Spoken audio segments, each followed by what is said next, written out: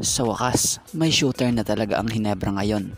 Ika nga ng mga fans, ito raw ang Steph Curry ng Barangay Hinebra dahil sa tindi ng pulso kung bumitaw sa tres na kung bumitaw ng araw ay ilista mo na. So napakagandang pagkakataon ito para sa Barangay Hinebra. Possible na soon to be superstar ito. So bago nga natin talakayin yan shoutout ko muna yung mga solid nating mga ka-teammate na laging nanonood dito sa ating channel na sila Jacqueline Recaplaza, Juan Sorigue, Joseph Silvestre, Janapot TV, and I Love Barangay Hinebra. So yun nga, masaya tong si Ralph at masaya rin ang Hinebra team para kay Ralph matapos na tong magpaulan ng 3 sa Game 1 ng semifinals kontra Meralco. Kung tutuusin, halos lahat ng binitawan niyang 3 pasok. Kaya naman ganyan lamang talaga kagaling etong shooter na to ng Barangay Hinebra. Kung mapapansin nyo, kung i-review natin yung ilan sa footage ng laro na tong si Ralph, may pagkakataon minsang pwede na niyang itira. Pero hindi niya ginagawa dahil na nga sa nakapokus pa rin siya sa game plan ng Barangay Hinebra. So napakagandang panoodin siya na naglalaro.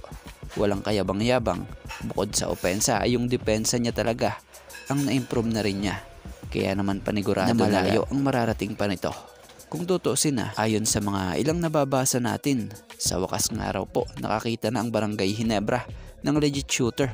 Yung iba nga sinasabi pa na parang araw si Steph Curry kung mag 3 points ito. Yun bang pag bumitaw, mas lamang pangaraw ang ilista mo na. So sikuin namin niya nga po sa isang interview na very happy nga raw sila na nakuha nila itong panalo sa Game 1 ng semis. But we have to move on at we have to prepare for Game 2 nga raw.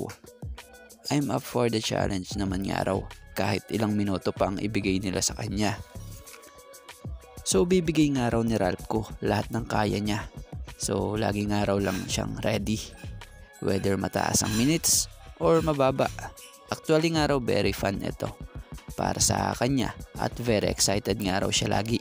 So sobrang saya nga raw niya ngayon dahil nagawa nilang manalo at looking forward nga raw siya sa Game 2. Sa mga hindi nakakaalam sa Game 1 ng semis na to kontra Meralco, gumawa si Ralph ng 18 points, 2 rebounds and 2 assists at merong itong 6 of 7 at 3-point field goals. So ginawa niya nga po yan sa loob ng 36 and 57 minutes of playing time niya.